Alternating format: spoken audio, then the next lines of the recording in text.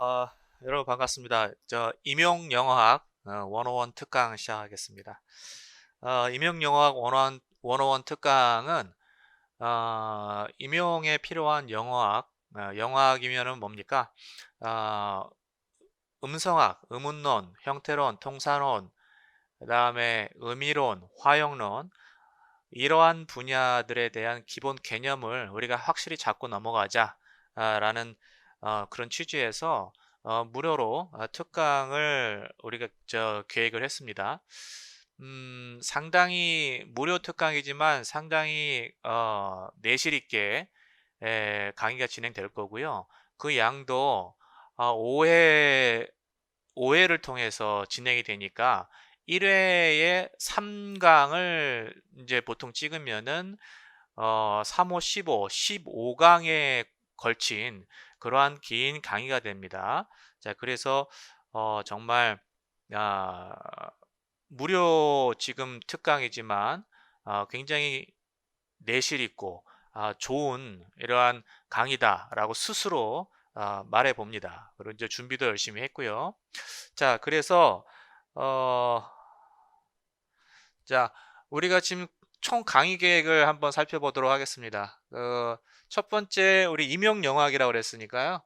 포네틱스하고 포놀로지 첫 번째 포네틱스 들어갈 거고 포놀로지, 모폴로지, 신텍스 그다음에 시멘틱스하고 프래그마틱 의미론하고 화용론도 각각의 다른 영역이지만은 요것은 다섯 번째 강의에 두 개 다 다루겠다라는 취지로 이제 이렇게 묶어놨습니다. 그래서 총 5회에 걸쳐서 특강이 진행될 거고요. 오늘은 포네틱스 에 대해서 들어갈 겁니다. 여기에 대한 내용은 주로 우리가 인트랭이라고 하죠. Introduction to Language 프렁킨 책, 그 책의 11판 11판, 보통 여러분들이 지금 가지고 있는 것은 10판을 주로 많이 가지고 있을 것 같긴 한데 11판을 기준으로 해가지고 그 내용을 정리하면서 여러분들과 같이 그것을 기본으로 해가지고 그 내용을 살펴보도록 할 겁니다. 이것이 임용영어학이라고 해가지고 기본 개념, 그 다음에 용어들을 철저하게 여러분들이 정말 아무것도 모른다는 생각으로 영어학 어린이라고 생각하고 정말 꼼꼼하게 이렇게 진행할 생각입니다. 그러니까 조금 영어학에 대해서 좀 기본이 있는 사람들은 보지 마세요. 조금 답답할 겁니다. 그래서 아무것도 모른다고 생각하고 좀 꼼꼼하게 진행할 예정이고요. 혹시나 여러분들이 나는 좀 영어학을 아는데 이제 이게 무료로 제공이 되니까 여러분들이 그냥 듣고 싶을 때는 일부러 시간 내서 듣지 마시고 그냥 쉴 때, 잠자기 전에, 노잼이기 때문에 잠자기 전에 뭐 이렇게 한번 슬슬 들어보는 거예요. 잠잘 때 너무 머리 아픈 거 들으면 오히려 머리 뇌가 활성화되기 때문에 잠이 안 와요. 다 아는 것 이런 것들 잠자기 전에 들으면 나중에 내가 이거 알고 있었던 건데 이렇게도 설명하는구나, 또 이게 이렇게 관련이 되는구나 하고 해서 좀 더 내가 알고 있는 내용이 서로 유기적으로 연결이 되면서 좀 더 풍성하게 되는 그 기회도 됩니다. 자, 그렇게 활용해 보시고요. 자, 강의 계획은 이 정도로 간단하게 설명드리고 바로 한번 들어가 보도록 하겠습니다. 자, 처음에 챕터 5의 포네틱스, 여러분들이 이제 좀 더 요걸 라인 바이 라인으로 읽고 싶다 하면은 챕터 5의 포네틱스 부분, 더 Sounds of Language, 이 부분을 여러분 인트레이닝을 찾아가지고 읽어보시기 바랍니다. 11판이라고 이제 얘기를 했고요. 여러분들한테 자료도 제공을 해줄 거예요. 자료는 이제 요약 두 가지 자료를 제공을 해줄 겁니다. 하나는 요 PPT 자료고요. 지금 PPT 지금 띄우는 요 자료를 여러분들한테 제공을 해줄 거고요. 아니면 뭐 이 PPT 자료를 한글 파일로 해가지고 제공을 할지 요건 좀 생각을 해보겠습니다.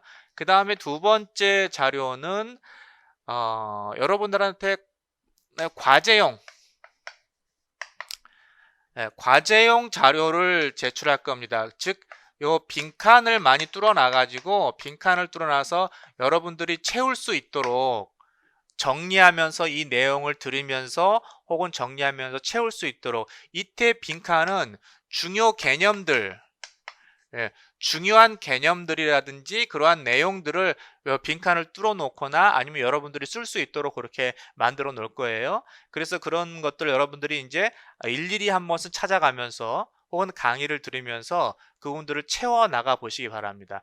여기에 있는 답은 책을 찾아보시거나 아니면 PPT 자료를 보시거나 그렇게 되면은 혹은 강의를 보거나 그래서 그렇게 채워 놓으시면 되고 특별히 빈칸에 대한 답은 제공하지 않습니다. 여러분들이 직접 찾아보시면 되니까요. 자, 이렇게 해서 자료를 제공할 거니까 그 자료까지 여러분들 참고하시기 바랍니다. 자, 바로 들어가겠습니다. 포네틱스 음성학이고요. 여기 좀 읽어보면서 한번 들어가 보겠습니다. 음성학, 우리 소리에 관련된 그러한 학문 분야로서 음성학과 의문론이 있거든요. 요 두 개, 음성학과 의문론이 있는데 이 두 개의 차이점을 여러분들 정확하게 잘 구분하셔야 합니다. 매우 중요해요. 요 차이점을 잘 구분하시고 음성학은 뭐냐면 말 그대로 쉽게 말하면 말 그대로 소리 그 자체에 대한 물리적인 소리에 대한 인간 스피치 사운드에 대한 연구예요. 근데 의문론은 소리에 대한 패턴이죠. 예. 소리에 대한 패턴을 연구하는 거고요. 이거는 그냥 스피치 사운드예요. 스피치 사운드에 대한 연구입니다. 이렇게 얘기하면 여러분들 약간 감이 잘 안 올 수도 있어요. 그냥 외우려면은 외울 수는 있지만 정확하게 음성학과 의문론이 어떤 차이가 있는지를 감이 잘 안 올 수 있습니다. 앞으로 음성학적인, 의문론적인 이런 형용사도 많이 써요. 포네티컬한 부사로도 포네티컬리하게, 포놀로지컬리하게 이렇게 부사로도 많이 쓰이거든요. 그러면 음성학적으로 어찌어찌하다, 의문론적으로 어찌어찌하다가 어떤 의미인지 여러분들이 정확하게 캐치해야 돼요. 그런 것들을 정확하게 용어를 정확하게 캐치하지 못하고 공부를 하다 보면 내가 지금 공부하는 열심히 앉아서 공부하는 내용이 그냥 두리뭉실해져요. 두리뭉실해져 가지고 정확하게 아주 날카롭게 어떤 개념이라든지 그것을 분석해내지 못합니다. 그러니까 지금 제가 말씀드리는 좀 요 두 가지 음성학 포네틱 혹은 형용사로 포네티컬 부사로 포네티컬리 하다라는 게 도대체 정확하게 어떤 건지 의문론은 포놀로지, 포놀로지컬, 포놀로지컬리하게 어찌어찌 하다라는 게 그게 어떤 건지 그것을 정확하게 잡아내시도록 하세요. 지금은 간략하게 지금 말씀을 드렸지만 계속해서 여러분들이 해 나가야 될 부분입니다. 자, 여기 보시면 자, language가 different sound 언어마다 다른 소리들이 있다라는 것은 아시죠? 그죠? 예, 언어마다 지구상의 언어가 얼마나 있나요? 수천 개가 있습니다. 예, 수천 개니까 뭐 1, 2천 개가 아니라 4천 개라는 사람도 있고요. 그러니까 정확하게 다 세지도 못할 정도로 대략 한 4천 개라고 보는 사람이 많은데 그 정도로 지구상의 언어가 많습니다. 그죠? 그렇게 많은 언어들이 디퍼런트 사운드를 가지고 있죠. 그죠? 그런데 그 모든 언어들의 소리, 지구상의 모든 언어들의 소리는 무엇을 구성하냐면 a class of sound를 구성한대요. 그러니까 이게 무슨 말이냐면 지구상에 있는 모든 언어들의 그 소리가 제각각이 아니라 뭔가 그 테두리 안에 뭔가 공통점을 가지고 있다라는 그것을 이야기하고 싶은 거예요. 4천 개 예를 들어서 4천 개의 언어가 있다라고 해서 소리가 수천 개가 있다라는 얘기가 아닙니다. 언어는 굉장히 많지만 그 인간들이 사용하는 그러한 사운드, 스피치 사운드죠. 이때 소리들은 스피치 사운드가 뭔가 이렇게 분류가 되고 뭔가 공통적인 그런 측면이 있다라고 말하는 겁니다. 됐죠? 자, 이렇게 해서 우리는 음성학은 이 소리, 인간이 말하는 이 소리들을 연구를 하는 겁니다. 그래서 참고적으로 음성학은 이렇게 쓰는 사람도 있는데 English Phonetics 이렇게 해가지고 영어 음성학 이렇게 쓰는 사람도 있죠. 이 말은 사실은 맞는 말은 아니에요. 왜냐하면 음성학이라는 것은 모든 지구상의 모든 언어를 다루는 거기 때문에 그 중에 영어의 음성학이다? 이거는 맞지가 않아요. 음성학이라는 것 자체가 인간의 언어를 다루는 학문이기 때문에. 그러나 영어 음성학이라고 하면은 뭔가 모순점이 있는 그런 표현이긴 한데 이해는 되죠. 왜냐하면 영어에서 쓰는 그 소리들의 한정에서 우리가 좀 보겠다라는 그런 취지가 있긴 하지만 영어 음성학이라는 말 자체는 약간 모순이 있긴 합니다.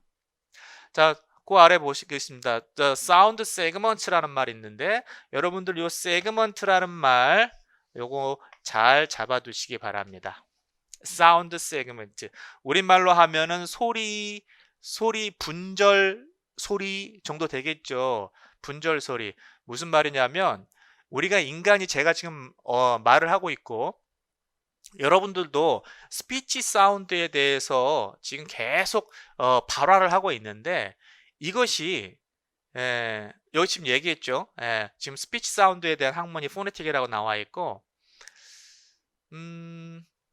여기 한번 읽어보면서 내용을 좀 볼게요.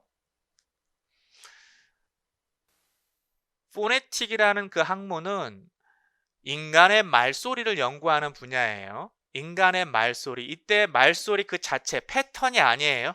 네. 패턴을 연구하는 것은 의문론이고 그냥 여기서는 스피치 사운드는 인간의 말소리 그 자체를 연구하는 것이 포네틱스, 음성학이고 이 뭡니까? 잠깐요. 포네틱이고 그 다음에 이 포네틱은 무엇을 초점을 두면서 연구를 하냐면은 그 개별적인 소리가 뭔지 소리들이 굉장히 많잖아요. 그 개별적인 소리가 어떤 것인지 무엇인지를 연구하고 그 다음에 각각의 개별적인 소리 A라는 소리 B라는 소리 이렇게 있다면 이 각각의 소리가 서로 무슨 차이가 있는지 어떻게 차이가 있는지를 이렇게 연구하는 것이 지금 포네틱이다 라고 이야기를 하고 있습니다. 자, 여기까지 여러분들이 이렇게 말로만 하면은 약간 뭡니까? 조금 추상적인 개념으로 들릴 수도 있어요. 그러나 지금은 그냥 받아들이시기 바랍니다. 그렇구나라고 이따가 좀 구체적으로 이제 계속 나가면서 구체화될 겁니다. 자, 여기를 보시면은 좀 더 이제 구체화되면서 제가 지금 앞에서 했던 말을 구체화시키면서 이야기를 좀 진행해 보도록 하겠습니다. 아까 여기에 소 제목이 뭐라고 그랬습니까? 소 제목이 사운드 세그먼트라고 했어요. 세그먼트. 이 세그먼트라는 것이 동사로 쓰일 때 어떤 의미를 갖죠? 분절하다 이런 뜻이죠.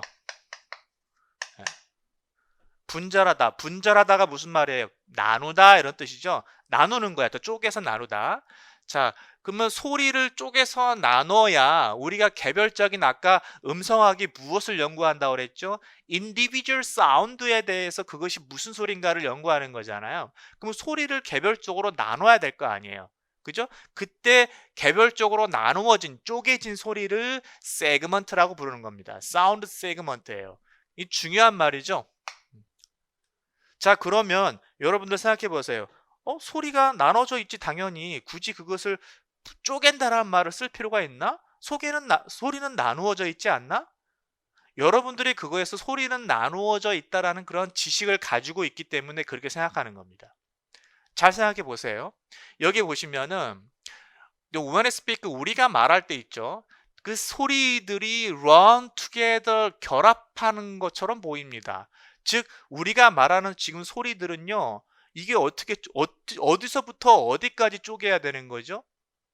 제가 지금 단어들 그 다음에 한자를 굉장히 빠른 속도로 이렇게 발화를 하고 있습니다. 그러면 여러분들은 어디서부터 어디까지가 그 소리인지 이렇게 계속 쪼개가면서 듣습니까? 쪼갤 수 있습니까? 우리가 듣기에는 이것이 소리들이 run together, 결합돼서 막 나오는 것처럼 보이고, 실질적으로 이것을 물리적으로 기계로, 음향 기기로 측정하면 소리는 이렇게 측정이 돼요. 그쵸? 이런 거 많이 보셨죠? 예. 마치 파동처럼 이렇게 측정이 돼가지고, 이것도 이러한 물리적인 소리를 측정하는 이러한 뭡니까? 이러한 파동도 주파수라고 하죠. 이러한 파동도 어디서부터 어디까지가 무슨 소리고 어디서부터 어디까지가 무슨 소리인지 쪼개지지 않잖아요. 계속 이어져서 파동이 들어갑니다. 맞죠? 자, 그래서 이것이 그 말이에요. 우리가 말할 때 소리가 run together, 계속 결합돼서 이렇게 들린다라는 거예요. 제가 지금 하는 말도 계속 뭔가 음파를 통해서, 공기의 파동을 통해서 여러분들 귀에 들어가는데, 그것이 연속된 파동입니다. 자, 그런데 말할 때는 run together, 결합돼서 들리는데, 우리가 들을 때는 individual sound를 들어요. 개별적인 소리를 들어요. 이것을 들 수 있기 때문에 여러분들이 내가 하는 말이 무슨 의미인지 알 수 있잖아요. 그렇죠. 만약에 이것을 인디비주얼 사운드로 여러분들이 내가 하는 말을, 개별적인 소리를 정확하게 이해하지 못한다면 여러분들은 제가 지금 하는 말이 무슨 말인지 전혀 모르죠. 이게 무슨 소리냐면, 만약에 우리가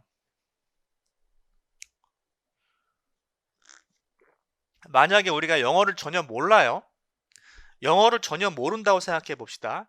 그러면 미국 사람들이 하는 말이 우리 귀에 어떻게 들려요? 인디비주얼 사운드로 들립니까? 아니에요. 그냥 어떻게 들리냐면 샬라 샬라라고 들려요. 그래서 미국 사람들이 하는 말을 그냥 샬라 샬라 한다 이렇게 얘기하는 거예요. 그게 분절돼서 들리지 않고 그냥 쟤들 뭐라는 거야, 그냥 샬라 샬라 하는 말이네, 이렇게 들리는 겁니다. 왜? 영어를 모르니까. 근데 중국어를 모를 때 그 중국어가 개별적으로 들리는 게 아니라 우리 귀에는 어떻게 들려요? 그냥 쉥쉥 샹샹 뭐 이런 식으로 들린단 말이에요.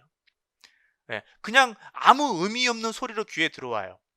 그런데 우리가 영어를 안다 할 때, 중국어를 안다 할 때 비로소 그 소리가 개별적으로 분절돼서 들어오기 시작하는 거예요. 분절할 수 있어요. 왜? 분절돼야지 그 의미를 알 수 있기 때문에. 이해되시죠? 네, 그래서 여기 뭐라고 써 있냐면, 우리가 그 개별적인 소리를 어떻게 들어요? 마인드의 귀로 듣는데, 마음의 귀로 듣는데요. 자, 이런 말들을 여러분들이 잘 이해하실 수 있는지, 왜 갑자기 마음의 귀로 듣는다고, 개별적인 소리를 마음의 귀로 듣는다고 했는지, 이 말이 되게 중요한 말인데, 물리적인 귀로는요, 물리적인 귀 있죠? 이렇게 돼 있는 거, 이 물리적인 귀로 듣는 게 아니라 마음의 귀로 인디비주얼 사운드를 듣는다고 합니다. 물리적인 귀로는 우리가 뭘 듣는 거예요? 이렇게 결합되어 있는 소리가 우리 귀로 막 들어오는 거예요. 이런 파동으로 된 이러한 소리들이 우리 귀에 들어오는 겁니다. 근데 우리 마음 속에 있는 귀로는 이 파동을 이렇게, 버스라고 해봐요. 그러면 이렇게 들어온단 말이에요. 네. 이 마음에 있는 이 귀가 이렇게 들을 수 있을 때 우리는 영어를 안다라고 말합니다. 이렇게 들리지 않으면 영어를 모르는 거예요. 그냥 샬라샬라하게 귀에 들어오는 겁니다.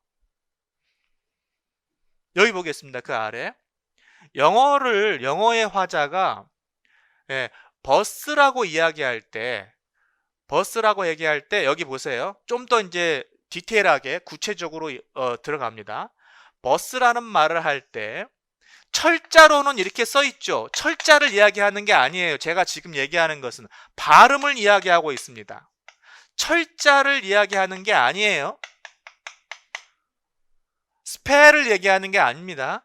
발음을 이야기하고 있어요. 그래서 버스라고 쓰는 게 아니라, 칠판에 쓰듯이 쓰는 게 아니라, 버스라는 말을 발화할 때, 입 밖으로 내비틀 때 물리적으로 physically 물리적으로 이 버스라는 단어는 just continuous sound예요.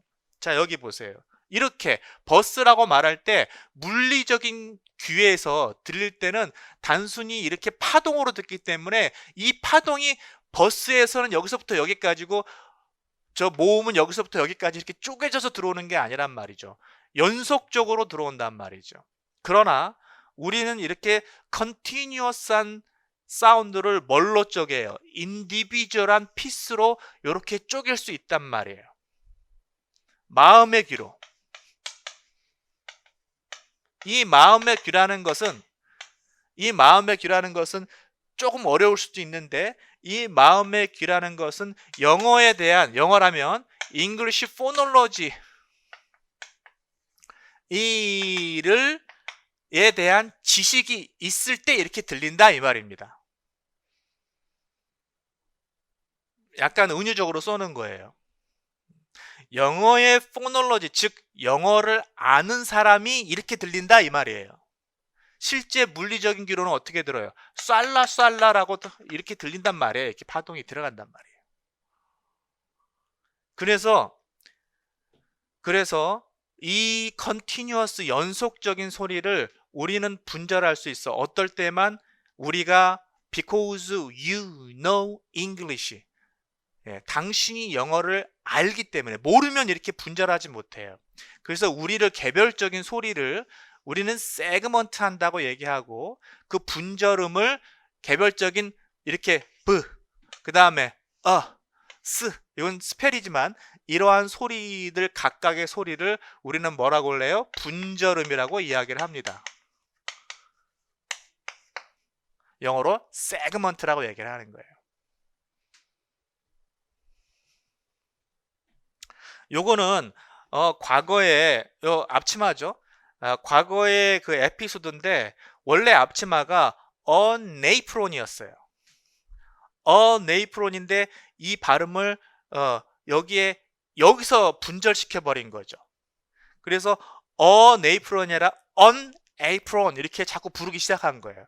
그래서 앞치마가 저 관사를 뺀 앞치마가 에어프론이 됐다라는 그런 에피소드를 얘기하는 거죠. 분절을 잘못한 거죠. 과거에. 그런 오류가 있었던 거죠. 자, 그래서 여기 한번 읽어보겠습니다. Everyone who knows a language, 어떠한 언어를 아는 사람들은, 언어를 안다라는 것은 도대체 무엇을 안다라는 걸까요? 여러분들이 영어를 안다라고 했을 때는 무엇을 안다는 걸까요? 여러분들이 한국어를 말할 수 있다라는 말은 한국어를 안다란 말이고, 영어를 말할 수 있다라는 것은 영어를 안다라는 건데, 그 안다라는 것이 무엇을 말하는 걸까요? 그 안다라는 것은 무엇이냐면 how to segment sentences, 그 문장을 뭘로 분절할 수 있어요? 단어로 분절할 수 있고, 그 단어를 또 뭘로 분절할 수 있어요? 사운드로 분절할 수 있는 그러한 능력이 있을 때 여러분들은 영어를 안다라고 말을 할 수가 있습니다. 그리고 한국어를 안다라고 말을 할 수가 있어요. 이것이 개별적인 소리를 세그먼트라고 말하는 이유입니다. 이해되셨죠? 인간의 언어의 스피치 사운드는, 다시 정리하면 인간의 스피치 사운드는 들리면 그냥 연속적인 소리예요. 그러나 우리가 한국어를, 모국어를 안다, 아니면 다른 언어를 안다 했을 때는 그 소리를 분절해서 들을 수 있는 능력이 생겨요. 개별적인 소리를, 인디비주얼 사운드를 각각 들을 수 있는 소리가, 그런 능력이 생깁니다. 그래서 그때는 어떻게 그 소리를 분절했기 때문에 알 수 있는 거예요. 그러한 능력이 생기는 겁니다. 그래서 개별적인 소리를 분절음이다 라고 이렇게 이야기하는 내용을 우리가 지금 봤습니다. 굉장히 분절음이란 말을 굉장히 길게 하고 있죠. 자, 그래서 인간의 스피치 사운드에 대해서 우리가 이야기를 했고요. 뭐다? 분절음이다. 그럼 여기서 책에는 안 나와 있지만은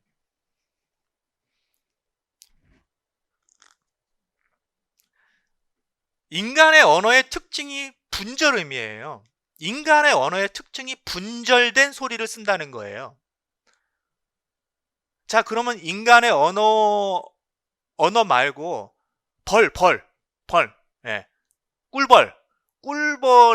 꿀벌도 커뮤니케이션을 합니까? 네, 꿀벌도 자기네 나름대로 커뮤니케이션을 합니다. 좋습니다. 그 꿀벌의 커뮤니케이션 하는 그 도구를 우리는 언어라고 쳐봅시다. 언어라고 말하진 않지만 그것을 언어라고 쳐봅시다.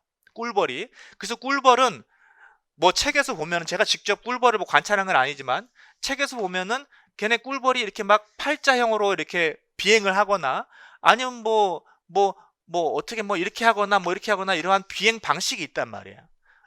예, 이러한 비행 방식이 뭘 나타내냐면은 어디 가면 꿀이 있고 어디 가면 뭐 꿀이 많다라는 그런 것을 동료들한테 전달해 주는 거란 말이에요. 맞죠? 그러면 이것이 벌들의 언어라고 쳐봅시다. 이것이 벌들의 언어라고 쳐봐요. 이 벌들의 언어는 세그먼트 돼 있습니까? 분절돼 있나요? 이 벌이 팔자형으로 비행을 할 때 여기서부터 여기까지는 무슨 소리, 여기서부터 여기까지는 무슨 의미를 나타내고, 여기서부터 여기까지는 무슨 의미를 나타낸다, 이런 것이 지금 이렇게 구성이 되어 있나요? 이 벌의 이러한 커뮤니케이션 할 수 있는 이러한 기호들이? 아니죠. 벌들이 커뮤니케이션 할 수 있는 도구는 그냥 이 자체예요. 그냥 통째로. 절대 세그먼트 되지 않아요. 네. 개소리 한번 해요. 개소리 뭐야? 개소리 막 도둑이 들어왔어. 그러면 월월월 짖는단 말이에요. 그 월월월 질 때 그 개소리는, 야, 앞에 있는 월은 무슨 의미고 뒤에 있는 월은 다른 의미냐? 이렇게 물어볼 수 있어요? 아니야. 걔네들은 그냥 그 통째로 그냥 도둑이 와가지고 월월월 짖는 거예요. 아니면은 좀 뭐 불편한 거 있으면 낑낑낑 대거나. 분절되지가 않았어요. 그런데 지구상에 있는 생물 중에서 유일하게 인간의 언어, 인간의 스피치 사운드는 어떻다? 분절이 돼 있다. 굉장히 중요한 내용이죠. 그걸 세그먼트라고 말하는 겁니다.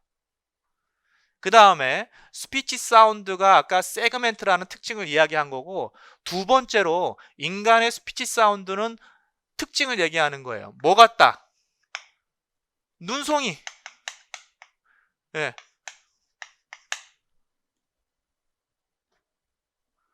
이게 무슨 말이냐? 여러분들이 눈이 올 때 그 눈을 자세히 들여다보면은 그 눈 하나하나의 그 모양이 다 달라요. 그 겉으로 볼 때 다 똑같아. 눈이야. 그죠? 네. 겉으로 보면은 그냥 하늘에서 펄펄펄 내리는 눈이야. 근데 현미경으로 안 봐도 돼. 그냥 육안으로도 자세히 들여다보면은 그 안에 눈송이의 그 모양이 각각 다른 것을 알 수 있어요. 언어가 이와 같다. 언어가 이와 같다. 스노우플레이크 같다. 이게 무슨 말이냐? 여기 한번 보겠습니다. 자, 누군가가 speaker says 뭐라고 말할 때, 고양이 cat이라고 말할 때, 누군가가 cat이라고 말할 때, 다른 사람이 cat이라고 A라는 사람이 cat이라고 말하고요, B라는 사람이 또 cat이라고 말했을 때, 이것이 같지 않다라는 겁니다. Not absolutely the same. 같지 않다요. 같은 거 아니에요? 만약에 A라는 사람이 cat 이렇게 얘기했어요. B라는 사람이 cat 이렇게 얘기했어. 그럼 다 cat이라고 얘기했잖아. 같은 거 아닙니까? 아니, 같지가 않아요. 지금 제가 cat 이라고 얘기하고, 여러분들 한번 cat이라고 얘기해 보세요. 네, cat. 저 cat. 그럼 동일하게 cat을 발음했는데 그 소리가 같지 않다라는 거예요. 무엇에서 같지가 않다면은 사람들의 사이즈가 달라요. 여러분들의 키하고 저 키하고 달라요. 저는 키가 180. 여러분들의 키는 사이즈가 달라요. 나이가 달라요. 이게 무슨 말이냐면, 사이즈가 다르고 나이가 다르면 그 다음에 성이 달라요. 여러분들은 여성, 전 남성. 근데 기타 등등 다른 게 되게 많아요. 그런 것들이 소리에 영향을 미치는 요소예요. 소리에 영향을 미칩니다. 남자하고 여자하고 소리가 같아요. 여자는 좀 더 쉽게 말하면 여자들은 좀 더 그 소리가 약간 톤이 높죠. 예, 그 다음에 남자들은 좀 톤이 굵죠. 그런 차이가 있고, 아이들하고 성인하고 비교해보면 아이들은 좀 이렇게 얇은 소리를 내죠. 성인들은 굵은 소리를 낸단 말이죠. 예, 그렇게 다 다르단 말이에요. 그래서 사람들의 사이즈하고 나이 할아버지하고 애들이 내는 소리 다르단 말이에요. 이런 소리들, 이러한 다양한 요소들에 의해서 이 똑같이 사람들이 고양이 캣이라고 발음을 할 때 그것이 다 같은 소리로 다 들리냐? 물리적으로는 다 달라요. 그쵸? 네. 어떤 사람은 캣, 어떤 사람은 캣, 어떤 사람은 캣 이렇게 얘기한단 말이에요. 지금 다 다르죠? 캣, 캣, 캣 다 다르게 난단 말이에요. 근데 우리의 mind's ear, 마음속으로는 그것을 각각의 다른 소리를 어떻게 들어요? 동일하게 캣으로 듣는단 말이에요. 눈송이처럼 각각의 다르게 생겼단 말이야. 각각의 다르게 생겼는데 이것을 전부 다 뭘로 우리 인식해요? 눈송이로 인식한단 말이에요. 언어는 그와 같단 말이죠. 예를 들어 볼게요. 자, 구체적인 예를 한번 들어보겠습니다. How are you? 라고 발음할 때 여기에 좀 목이 메여가지고 How are you? 이렇게 얘기했어요. How are you? 이렇게 얘기했어요. 중간에 기침을 한번 했단 말이죠. 그럴 때 우리는 어떻게 들어요? How are you? 왜 중간에 이게 무슨 의미예요? 이렇게 얘기하지 않고 How are you로 듣는단 말이에요. 이렇게 이것을 무시하면서 ignoring the coughing을 무시하면서 들을 수 있단 말이죠. 이게 뭐예요? 말소리와 말소리가 아닌 소리를 명확하게 구분할 수 있고요. 그렇죠? 네, 명확하게 구분할 수 있단 말이에요. 이 사람들이 여기서 기침만 낼 뿐만 아니라 How are you를 얘기할 때 별의별 소리를 중간에 다 집어넣을 수 있어요. How are you? 이렇게 할 때 뭐 쩝쩝거리면서 낼 수도 있고. 네. 그렇게 다양하게 소리를 낼 수 있음에도 불구하고 우리는 중간에 어떤 소리가 들어가든지 그것을 How are you라고 듣는단 말이죠. 어디로? 마음의 귀로. 물리적인 귀로는 각각 다르게 들리지만은 마음의 귀로는 다 똑같이 How are you로 듣는단 말이에요. 자, 그 다음에 사람들이 지금 피치가 달라요. 아까 얘기했던 높낮 피치는 소리의 고저라고 나중에 지금 얘기해 보겠지만 소리의 고저라고 우리가 단순하게 정의를 한번 해봅시다. 피치의 개념은 여러분들 잘 잡고 있어요. 굉장히 많이 쓰는 용어이기 때문에 피치라는 개념 정확하게 잡고 있고요. 피치가 달라요. 즉 남자와 여자, 아이와 어른의 그 소리의 높낮이가 달라요. 아까 얘기했고요. 그 다음에 different layers of speed, 스피드도 달라요. 캣, 캣, 캣, 캣. 다 캣이에요. 스피드다. 그죠? 네. 그 다음에 심지어 헬멧을 쓰고 있을 때 헬멧 안에서 이야기할 때 그 소리가 이게 먹먹하게 나잖아요. 그럴 때도 우리가 그런 소리를 먹먹하게 나는 그 소리를 다 무시하고 그 사람이 캣이라고 발음하는 걸 정확하게 들을 수 있고 심지어 요즘같이 코로나 시대에 있을 때도 마이크를 쓰고 얘기할 때도 그 마이크가 공기의 그 파동을 방해하는데도 불구하고 다 찰떡같이 알아듣는단 말이에요.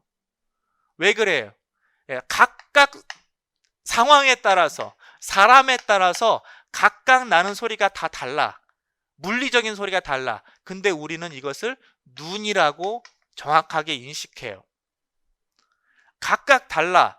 그렇지만 우리는 그것을 캣이라고 정확하게 인식합니다. 왜 그럴까요? 도대체. 왜 그럴까요? 왜 제가 are you, how are you 이렇게 하는 거하고 how are you 이렇게 하는 것을 왜 똑같이 how are you라고 알아들을까요? 소리가 분명히 다른데 어떻게 생각하세요? 굉장히 신기하죠. 굉장히 신기한 일입니다.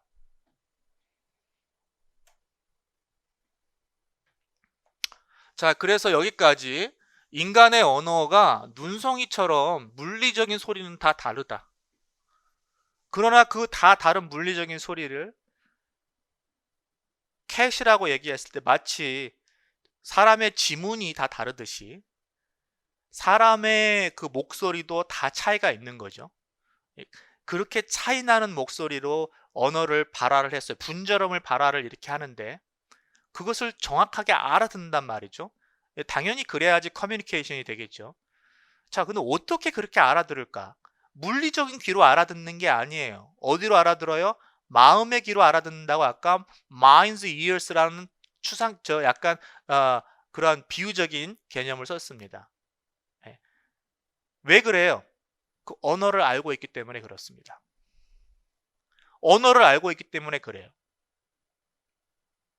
우리가 캣이라고 듣는 건 그 영어를 알고 있기 때문에 그래요. 고양이라는 것을 우리나라 사람 모두가 북한 사람들이나 남한 사람들이나 다 고양이란 사람 말을 때 그 물리적인 소리가 다 주파수로 보면 다를 거예요. 그러나 그걸 고양이로 다 알아들어요. 어떻게 그렇게 알아듣죠? 한국어를 알고 있기 때문에 그래요. 한국어의 소리 패턴을 알고 있기 때문에 그렇습니다. 우리는 그걸 공부하는 거예요. 자, 그래서 포네틱이라는 이러한 학문이죠. 이때 사이언스는요. 네, 과학적으로 분석하는 거니까 포네틱이라는 이러한 학문은요. Describe all the sounds used in all language of the world. 지구상에 있는 모든 언어에 그 사용되는 그 사운드를 기술하기 위해서 지금 연구를 하는 거죠. 보통 그 아까 4,000개 이상이 되는 이 언어가 있는데 이 4,000개 이상이 되는 언어에서 사용되는 그 소리들이 있죠. 인간의 스피치 사운드는 약 100개 정도 된다고 해요. 굉장하죠. 이것이 의미하는 바가 굉장히 큽니다. 4,000개 이상 되는 언어들이 쓰는 소리는 한 100개 정도 소리를 가지고 이것을 조합해서 단어 만들고 센텐스 만들고 그러는 거예요. 정말 대단합니다.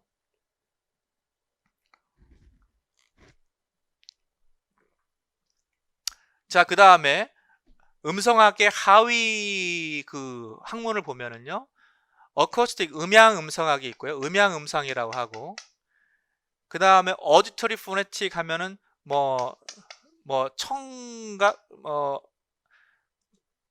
청각이라고 해야 되나요? 어디터리 포네틱 청각, 이게 우리나라 말로 정확하게 모르겠네요.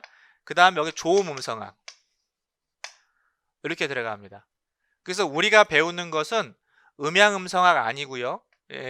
어디터리 포네틱 아니고요. 그 다음에 조음 음성학, 요것을 우리가 중점적으로 배우게 됩니다. 그러나 어떤 차이가 있는지를 여러분들은 차이는 구분해 두세요. 음향 음성학은 말 그대로 물리적인 소리, 물리적 소리의 물리적 특성을 연구하는 겁니다.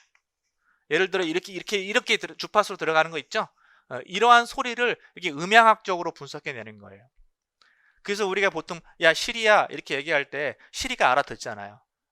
그걸 누가 다 그런 그 커뮤니케이션, 기계와의 커뮤니케이션 방식을 누가 다 했겠어요. 음성학 도움을 받아서 하는 거죠.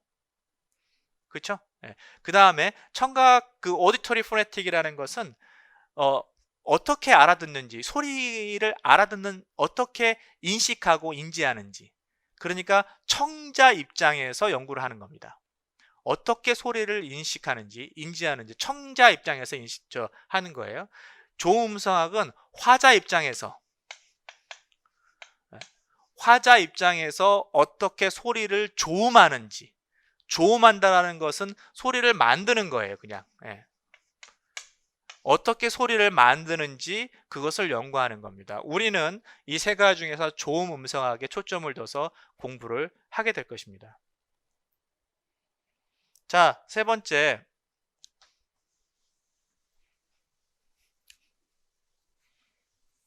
공부를 할 때 여러분들 그냥 막 하면 재미가 없어요. 정말 인간의 말소리에 대해서 여러분들이 그 인간의 말소리를 연구하는 학자라고 생각하고 정말 신기하네. 어떻게 인간 그 소리를 세그먼트 할 수 있는 거지? 뭐 때문에 어떻게 세그먼트 할 수 있지? 예. 어떻게 인간의 말소리가 다 다른데 그것을 찰떡같이 고양이라고 알아듣지? 이런 것들에 대해서 신기함을 갖고 하면 훨씬 더 재밌게 공부할 수 있겠죠. 자, 세 번째 포네틱 알파벳을 얘기하는 겁니다. 포네틱 알파벳은 우리가 쉽게 말하면 발음 기호를 얘기하는 거예요. 예. 자, 높아시면서 여러분들한테 물어보면 여러분들 발음 기호 다 볼 줄 아시죠? 발음 기호 다 볼 줄 아십니까? 발음 기호만 보고 사전에서 모르는 단어를 찾을 때 모르는 단어가 발음이 어떻게 되는지 알아야 될 거 아니에요? 그때 발음 기호만 보고 아 이거 이 발음이 이렇게 나는구나 라고 그렇게 알 수 있어야 됩니다. 예, 그거 모르면 안 돼요. 그거 모르면 발음 기호 공부부터 당장 하세요. 자, 포네틱 알파벳은 발음 기호예요. 그런데 여기서 우리가 이야기를 하려고 하는 것은 발음 기호를 왜 쓰냐 이거죠. 별도의 발음 기호를 왜 쓰냐 이거죠.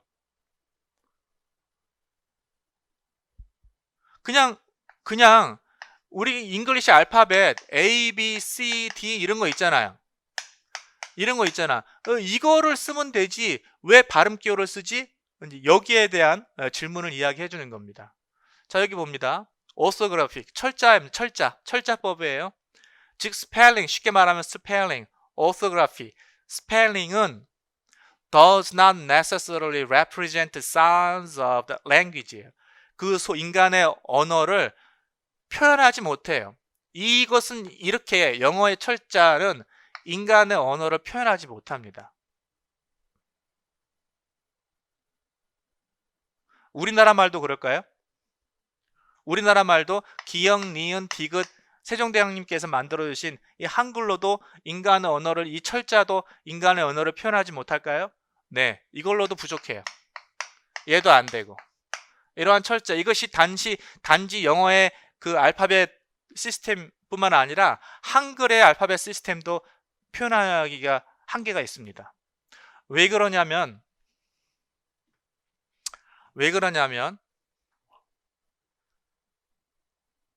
여기 보겠습니다. 여기 뭐 어디 나와 있나요? 여기 봅시다. 왜 그러냐면 같은 소리를 같은 그런 기호로 항상 표현해야 되잖아요.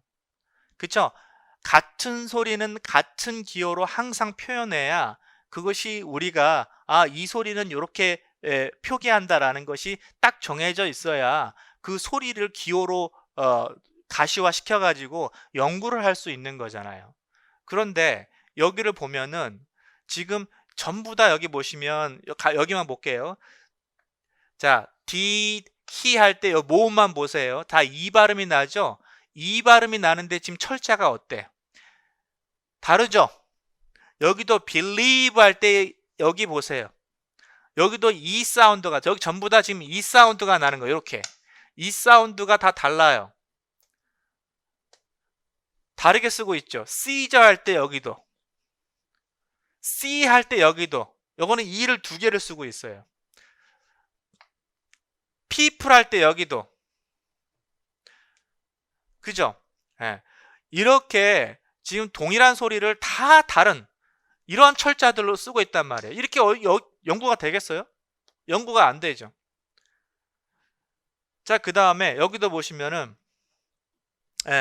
여기 Y로도 표시하고 이 사운드를 아미바 할 때 이렇게도 표시하고 그죠? 키 할 때 이 Y로 표시하고 다 다르는 거예요. 그러니까 이렇게 영어의 이 알파벳 시스템으로 발음 기호를 1대1 대응해 가지고 발음 기호로 쓴다라는 것은 이건 좋지가 않은 거예요. 그죠? 자, 그 다음 볼게요. 그 다음에 또 무슨 문제가 있냐면은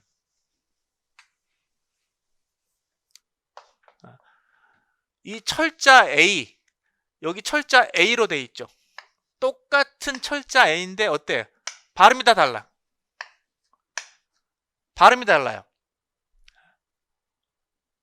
아까는 동일한 소리가 각자 다른 그 철자로 표현이 됐다면은 하나의 철자가 각각 다 다른 발음이 된단 말이에요. 여기는 father 할 때 아 발음 나고요. 여기는 want니까 발음 난단 말이야. 그죠? 요거는 에 발음 난단 말이에요. many. 이렇게 되면은 이 스펠 시스템을, 알파벳 시스템을 이용할 수가 없어요. 그 다음 또 무슨 문제가 있어요? 두 가지 레터, 두 가지 소리 있죠? 이 두 가지 철자가 하나의 소리를 나타내는 거예요. 그죠?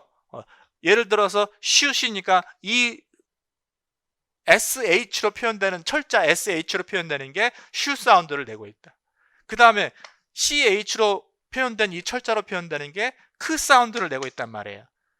이거 뭐예요, 이게? 맞지가 않는 거지. 그 다음에 하나의 반대로 하나의 철자가 두 개의 소리가 나는 거예요. 크스 이렇게 소리가 나는 거죠. 그죠? 하나의 철자 두 개, 그 하나의 철자가 두 개의 소리로 나는 거고, 아니면 아예 묵음이 있든지 소리가 안 나든지. 이러니까 영어의 알파벳 시스템으로 발음 기호를 대체할 수가 없단 말이에요. 우리나라 말도 마찬가지고. 자, 그러면 어떻게, 결론적으로 말해서 어떻게 해요? 아까 얘기했지만 그럼 발음 기호를 별도로 만드는 겁니다.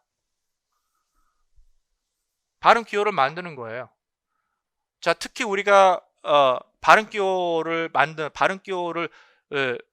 어디 거를 쓰냐면 International Phonetic Alphabet 이 협회에서 만든 IPA라는 발음 기호를 우리가 주로 사용하게 됩니다.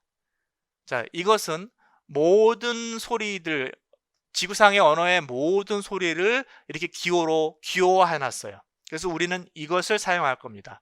어떤 거요? IPA에서 만든 그 발음 기호를 사용한다 라고 했습니다. IPA 이렇게 잡아두시고요. 그래서 특히 영어에서는 지금 이렇게 자음과 모음으로 구분해 놨어요. 그래서 여기에 보시면 이렇게 이런 것들을 소리로서, 소리 기호로서 쓸 거예요. 물론 일부는 알파벳 기호하고 동일한 것도 있지만은 요것은 알파벳에 없는 거잖아요. 그렇죠? 이런 기호를 쓰겠다라는 거죠. 소리 나는 거. 이런 것들 이렇게 쓰겠다라는 겁니다. 됐죠? 여기 보시면은 요 표현 있잖아요. 요거. 지금 W가 거꾸로 된 요 표시 있잖아요. 요 표시는 지금 영어에서 쓰지 않는 표현, 옛날에는 썼었어요. 옛날에는 썼는데 현대 영어에서는 거의 쓰지 않는 이 발음인데, 이것은 뭐냐면은 우리가 요렇게 발음할 때 보통 요즘은 which 이렇게 발음하잖아요. which 발음하면 요것은 요렇게 발음 기호로 쓰면 되는데, 어떤 사람은 이것을 which라고 발음하거든요. which. 그럴 때 이 기호를 쓰는 거예요. 약간 공기를 뿜어내면서 which 이렇게 할 때 옛날 사람들이 좀 그렇게 쓰는 경향이 있습니다. 옛날 그 할아버지 할머니들이 which라고 쓰는 경향이 있어요. 그럴 때 나는 소리예요. 그래서 이 소리는 영어에서는 이렇게 일반적으로 쓰이지 않는 소리다라는 거. 그래서 각각의 소리들이 여러분들 어떻게 발음되는지 여러분들이 기술할 수 있어야 돼요. 이 소리는 어떻게 내는지 여러분들이 정확하게 기술할 수 있어야 돼요. 뭐라고요? 그냥 발음만 할 수 있는 게 아니라 여러분들은 이제 교사가 될 사람이거든요. 교사를 목적으로 하는 거기 때문에 이 소리를 가르치는 입장이거든요. 내가 지금 배워서 아는 입장이 아니라 가르치는 입장이기 때문에 이 각각의 소리가 어떻게 조음되는지, articulation 되는지, 어떻게 조음되는지 알아야 돼요. 단순히 소리를 발음할 수 있는 게 아니라, 그러니까 발음할 수 있는 것은 당연히 발음할 수 있어야 되고, 어떻게 이 소리를 만들어내는지, 이것에 대한 지식이 없으면, 예를 들어서 이 R 사운드 있죠. 우리나라 화자가 영어를 배울 때 L 사운드, R 사운드 헷갈린다 그래가지고 R 사운드를 못 내니까 어떻게 내? 앞에 을을 붙여. 그래서 right 이렇게 하는 것을 여러분들 보셨나요? 전 많이 봤어요. 옛날에 지금 발음을 뭐 교정해 주거나 발음을 가르치는 학원에서 그렇게 하는 걸 많이 봤습니다. 이렇게 R 사운드를 낼 때 왜 L 사운드하고 R 사운드 헷갈리지? 자, 그러면 R 사운드는 앞에다가 을을 붙여가지고 right 이렇게 그렇게 발음하라고 했습니다. 여러분들 그렇게 가르칠 거예요? 네. 그거는 음성학적 지식이 없는 사람이 그렇게 가르치는 거고요. 여러분들은 정확하게 이 소리들이 어떻게 조음이 되는지 정확하게 아셔야 돼. 그게 굉장히 중요해요. 나중에 지금 포놀로지에서 이 소리들을 분석할 때 어떻게 조음이 되는지를 정확하게 기술할 수 있을 때 그것이 정확한 분석이 되는 겁니다. right 이렇게 해서는 분석이 안 돼요. 모음도 우리 그 조카가 있어요. 조카가 지금 초등학교 4학년인데 초등학교 4학년이에요. 영어 학원을 다녀요. 자기 부모가 이제 보내는 거죠. 그래서 내가 며칠 전에 물어봤어요. 영어 학원을 야, 답이 오류가 나올 것을 예상하고 그렇게 물어온 겁니다. 야, 너 영어 학원 다니지? 영어 학원을 지금 이제 단지 얼마 안 됐어요. 기초로 배울 거예요. 영어 학원 다니지? 영어에는 모음이 몇 개야, 모음? 이렇게 물어봤어요. 자, 여러분 대답해 보세요. 영어에는 모음이 몇 개입니까? 영어에 모음이 몇 개예요? 영어의 대답은 뭐라고 됐냐면 영어 모음 아주 자신 있게 우리 조카 연아 최연아 우리 최연아 조카님께서 뭐라고 그랬냐면 영어의 모음은 5개.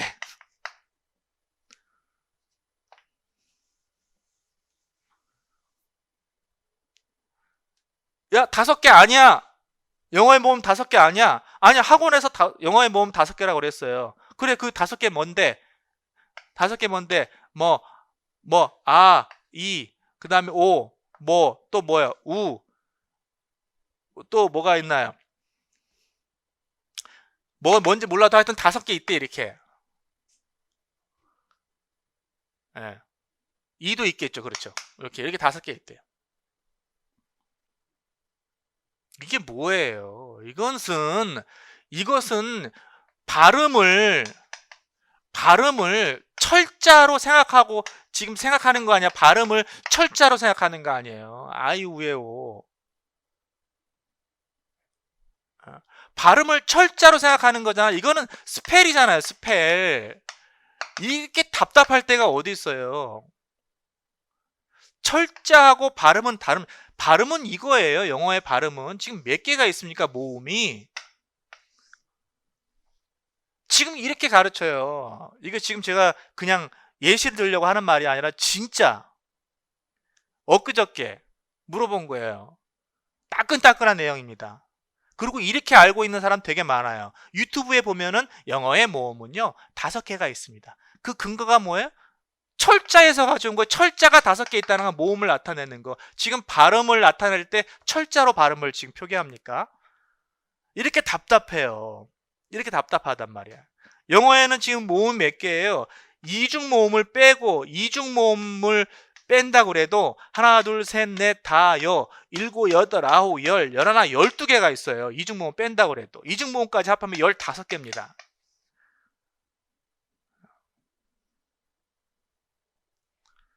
자, 이것을 여러분들이 발음이 어떻게 나는지 네이티브 스피커가 아니기 때문에 여러분들이 발음은 정확하게 낼 수 없으나 이 각각의 세그먼트들에 대해서 여러분들이 차이점이 뭔지는 기술할 수 있어야 돼요. 어떻게 다른지, 이 소리와 이 소리가 어떻게 다른지, 이 소리와 이 소리가 어떻게 다른지는 그 차이점은 기술할 수 있어야 됩니다. 왜냐하면 우리는 교사가 될 사람이기 때문에 디스크라이브 할 수 있어야 돼요.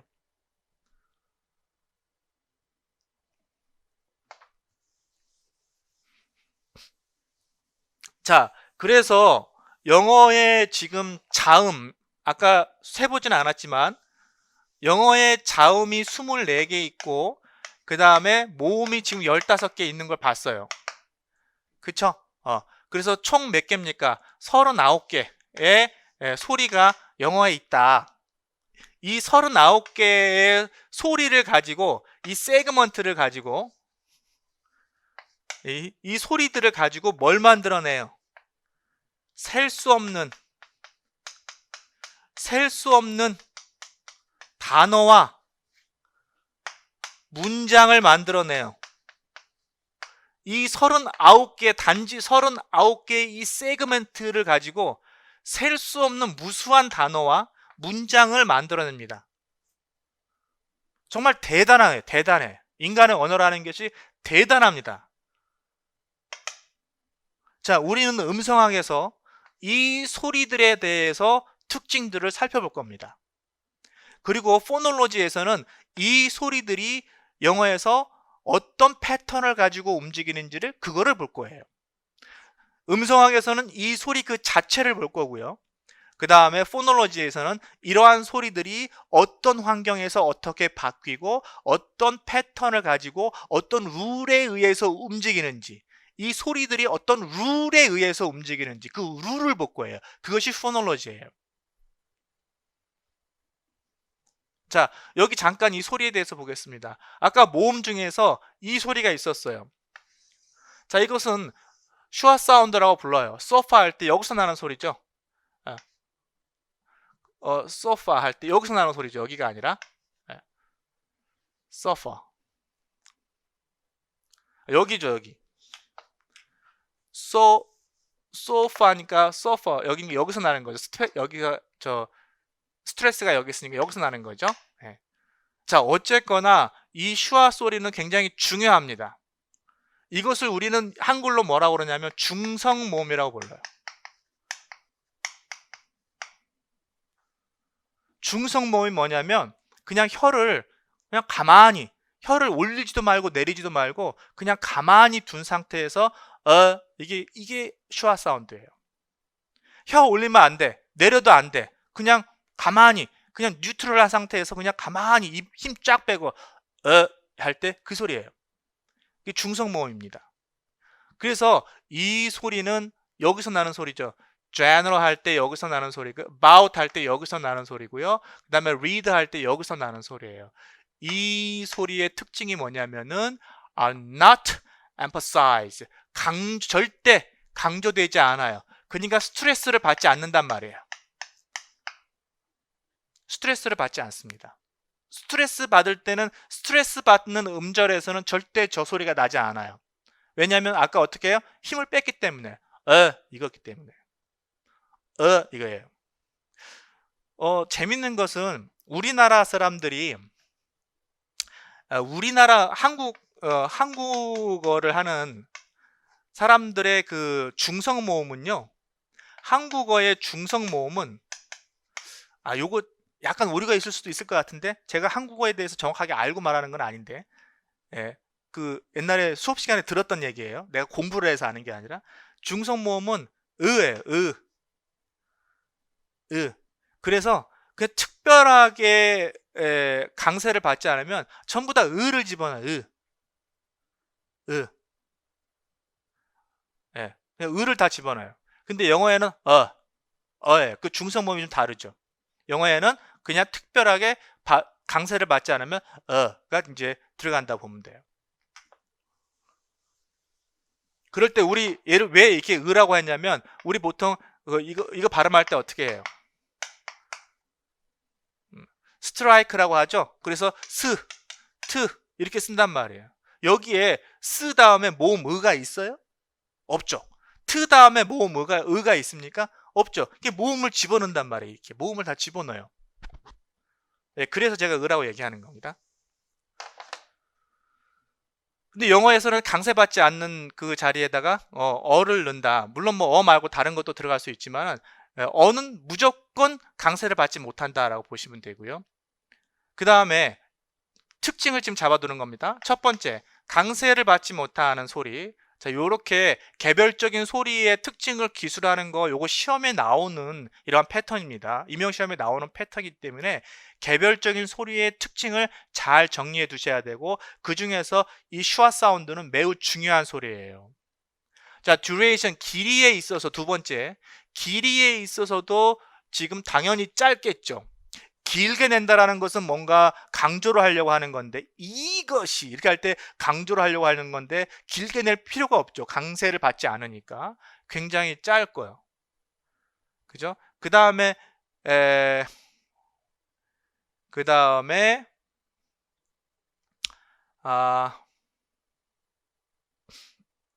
요 두 가지만 이야기하고 있네요. 두 가지만 이야기하고 있습니다. 그 다음에 어를 제외한, 여기도 잘 보세요.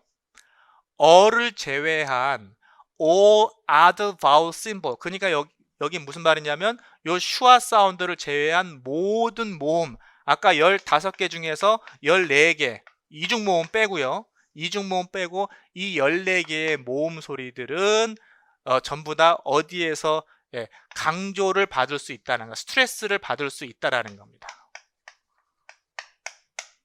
그런데 이 슈아 사운드만 스트레스를 받지 못한다. 그 소리예요. 자, 이거 굉장히 중요합니다. 스트레스와 관련해서.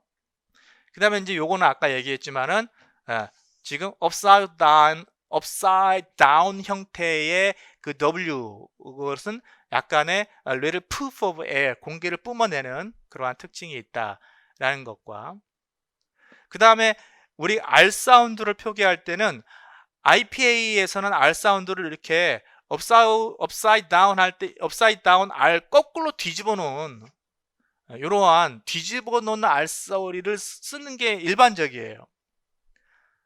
그런데 저도 그렇고, 그리고 앞으로 저도 그렇고, 그 다음에 다른 책들도 여러분들 보시면은 이 소리를 이렇게 쓰는 경우도 굉장히 많이 보일 겁니다.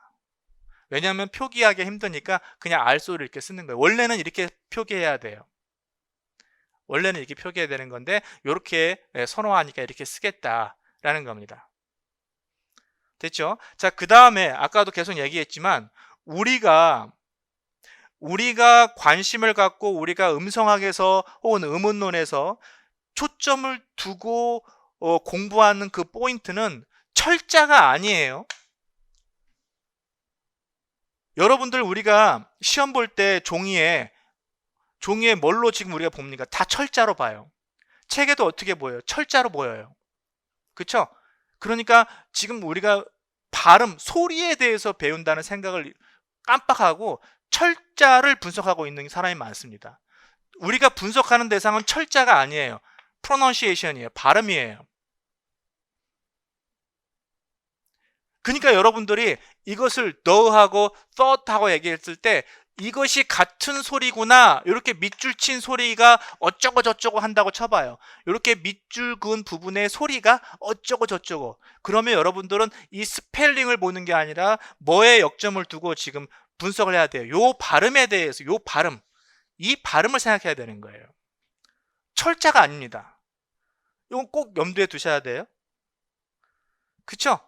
그 다음에 이 소리, 이거와 이거 소리가 차이가 있는데 어쩌고 저쩌고 이렇게 설명을 한다고 쳐봐요.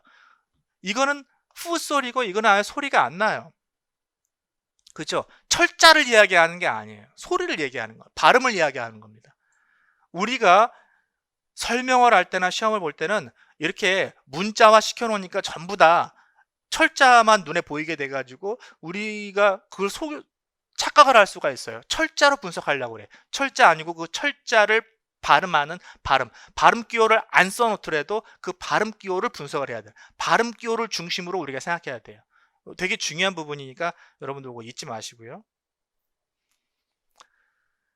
자, 그러면 여기까지 우리가